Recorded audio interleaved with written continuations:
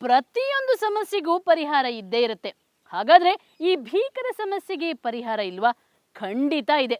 ಆದರೆ ಆ ಪರಿಹಾರ ಕಂಡುಕೊಳ್ಳುವಂಥ ಮನಸ್ಸು ನಮ್ಮ ನಾಳುವವರಿಗಿರಬೇಕು. ಅದೇ ರೀತಿ ಪರಿಹಾರ ಅಳವಡಿಸುವಂಥ ಇಚ್ಛಾಶಕ್ತಿ ಜನರಿಗಿರಬೇಕು. ಇದು ಬರೀ ಚಾಮರಾಜನಗರ ಜಿಲ್ಲೆಯ ಸಮಸ್ಯೆಯಲ್ಲ. ನಮ್ಮ ರಾಜ್ಯದ ಹೆಚ್ಚಿನ ಎಲ್ಲಾ ಜಿಲ್ಲೆಗಳಲ್ಲಿ ಅಂತರ್ಜಲ ಅಪಾಯದ ಅಂಚಿನಲ್ಲಿದೆ. ಈ ಸಮಸ್ಯೆಯಿಂದ ಗ್ರಾಮೀಣ ಭಾಗದ ಜನರಿಗಿಂತಲೂ ನಗರ ಪ್ರದೇಶದ ಜನರಿಗೆ ಅಪಾಯ ಕಟ್ಟಿಟ್ಟ ಬುತ್ತಿ. ಹಳ್ಳಿಯಿಂದ ಜನರು ಯಾವಾಗ ಅವರಿಗೆ ಆಹಾರ ಭದ್ರತೆ ಮತ್ತು ನೀರಿನ ಕೊರತೆ ಪ್ರಾರಂಭ ಆದಾಗ ಅವರು ನೀರನ್ನು ಹುಡ್ಕೊಂಡು ಆಹಾರವನ್ನು ಹುಡ್ಕೊಂಡು ವಲಸೆ ಹೋಗೋ ಪರಿಸ್ಥಿತಿ ಉದ್ಭವ ಆಗುತ್ತೆ.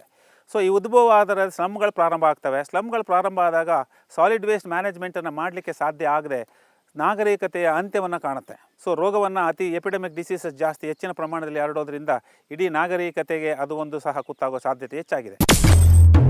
ಆಹಾರ ಭದ್ರತೆಗೂ ಮುನ್ನ ನಾವು ಶುದ್ಧ ನೀರು ಹಾಗೂ ಗಾಳಿಯ ಭದ್ರತೆಯ ಬಗ್ಗೆ ಹೋರಾಟ ನಡೆಸಬೇಕಾಗಿದೆ. ಅಲ್ಲದೆ ಈ ವಿಕೋಪವನ್ನ ಮುಂದೂಡಲು ಪ್ರಾಮಾಣಿಕ ಪ್ರಯತ್ನ ಮಾಡಬೇಕು. ಡೆವಲಪ್ಮೆಂಟ್ ವರ್ಕ್ಸ್ಗಳನ್ನೆಲ್ಲ ಸ್ಟಾಪ್ ಮಾಡಿ ಹೋರಾಟಗಳನ್ನು ನಿಲ್ಲಿಸಿ ಅಂತರ್ಜಲವನ್ನು ಅಭಿವೃದ್ಧಿಪಡಿಸಲಿಕ್ಕೆ ಸಮುದ್ರವನ್ನು ಸೇರುವಂತಹ ನದಿಗಳನ್ನು ತಡೆದು ಒಂದು ಹನಿ ನೀರು ಸಮುದ್ರಕ್ಕೆ ಸೇರದಂತೆ ಭೂಮಿಯ ಒಳಗಡೆ ಇಂಗುವಂತೆ ಮಾಡುವಂಥ ಪರಿಸ್ಥಿತಿಯನ್ನು ಮಾಡಿದಾಗ ಅಂತರ್ಜಲವನ್ನು ಅಭಿವೃದ್ಧಿಪಡಿಸಿ ನಾಗರಿಕತೆಯ ಅವನತಿಯನ್ನು ಮುಂದೂಡಲಿಕ್ಕೆ ಸಾಧ್ಯ ಆಗ್ತದೆ. ಇದರ ಜೊತೆಗೆ ಪ್ರತಿಯೊಬ್ಬ ನಾಗರಿಕ ತನ್ನ ಜೀವನ ಶೈಲಿಯನ್ನೇ ಬದಲಾಯಿಸಿಕೊಳ್ಬೇಕಾಗಿದೆ. ಇದು ಪರ್ಮನೆಂಟ್ ಪರಿಹಾರ ಆಗೋದಿಲ್ಲ. ಇದಕ್ಕೆ ನಾವೇನು ಮಾಡಬೇಕಂತ ಹೇಳಿದ್ರೆ ಹೆಚ್ಚುತ್ತಿರುವ ಪಾಪ್ಯುಲೇಷನನ್ನು ನಾವು ಕಡಿಮೆ ಮಾಡಬೇಕು ಮುಖ್ಯವಾಗಿ. ಮತ್ತು ನಾವು ಸಸ್ಯ ವೈವಿಧ್ಯತೆಗಳನ್ನು ನಮ್ಮ ಆಹಾರ ಪದ್ಧತಿಯಲ್ಲಿ ಬದಲಾವಣೆ ಮಾಡ್ಕೋಬೇಕು. ಈಗ ನಾವು ಹೆಚ್ಚೆಚ್ಚು ನೀರನ್ನು ಕೇಳುವಂತಹ ಬೆಳೆಗಳನ್ನು ನಾವು ಬೆಳೀತಾ ಇದ್ದೇವೆ. ಅದರ ಬದಲು ನಾವು ಬರನಾಡಿನಲ್ಲಿ ಬೆಳೆಯುವಂತಹ ಬೆಳೆಗಳು, ಅತಿ ಕಡಿಮೆ ನೀರನ್ನು ಯೂಸ್ ಮಾಡಿ ಬೆಳೆಯುವಂತಹ ಬೆಳೆಗಳು ಮತ್ತು ನಮ್ಮ ಆಹಾರ ಪದ್ಧತಿಯಲ್ಲಿ ನಾವು ಬದಲಾವಣೆಯನ್ನು ಮಾಡಿಕೊಳ್ಳೋದು. ನೀರಿನ ಬಳಕೆ ಉಳಿಕೆ ಬಗ್ಗೆ ಸರ್ಕಾರ ಕಟ್ಟುನಿಟ್ಟಾದ ಕಾನೂನು ರೂಪಿಸದಿದ್ರೆ ಅದಕ್ಕೆ ತಕ್ಕದಾದ ಬೆಲೆಯನ್ನ ಪ್ರತಿಯೊಬ್ಬರೂ ಕಟ್ಟಲೇಬೇಕಾಗತ್ತೆ. ಎಚ್ಚರ.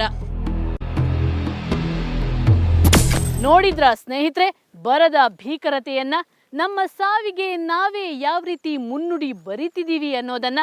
ನಮ್ಮ ಸರ್ಕಾರ ತಕ್ಷಣ ಎಚ್ಚೆತ್ತುಕೊಂಡು ಅಂತರ್ಜಲವನ್ನ ಹೆಚ್ಚಿಸುವಂತ ಕಾರ್ಯ ರೂಪಿಸದಿದ್ರೆ ನಮ್ಮ ಸಾವು ಖಚಿತ. ಅಷ್ಟೇ ಅಲ್ಲ, ಜನ ಕೂಡ ಸ್ವಾರ್ಥ ತೊರೆದು ನೀರಿನ ಬೆಲೆ ಅರ್ಥಕೊಳ್ಬೇಕಾಗಿದೆ. ಆಗ ಮಾತ್ರ ಈ ಭೂಮಿಗೆ ಮಹಾಬರ ಅಪ್ಪಳಿಸದಂತೆ ತಡೆಯಬಹುದು. ಇದು ಇವತ್ತಿನ ಕವರ್ ಸ್ಟೋರಿ. ಮುಂದೊಂದು ಸ್ಫೋಟಕ ಸುದ್ದಿಯೊಂದಿಗೆ ಮತ್ತೆ ಶುಕ್ರವಾರ ಬರ್ತೀನಿ.